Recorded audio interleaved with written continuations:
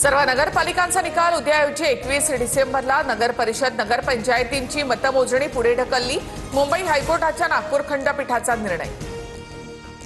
खंडपीठाचा निकाल सर्वांना मान्य करावाच लागेल, पण 24 ठिकाणच्या निवडणुकांमुळे सर्व निकाल पुढे ढकलणं अयोग्य। कोर्टाच्या निकालावर फडणवीसांची प्रतिक्रिया।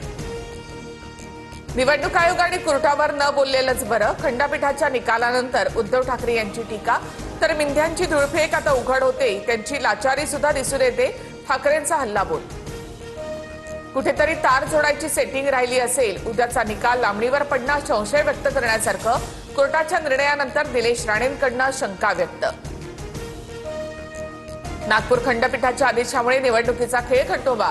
राज्य सरकार आणि निवडणूक आयोग यासाठी जबाबदार। विजय वडेट्टीवार यांची टीका।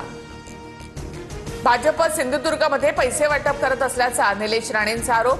वकिलांची बोलणार आणि मी केस करणार। कारवाई न झाल्यामुळे निलेश राणे आक्रमक। मालवण पिंपळपारमध्ये तपासणीच्या वेळी कारमध्ये 1.5 लाखांची रोकड आढळली।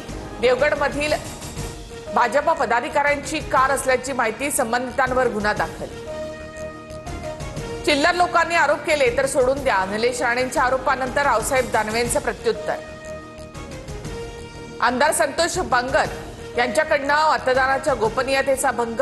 मतदान केंद्रामध्ये मोबाईल वापर करत घोषणाबाजी। सिटी पोलीस ठाण्यामध्ये बांगरांच्या विरोधात गुन्हा दाखल।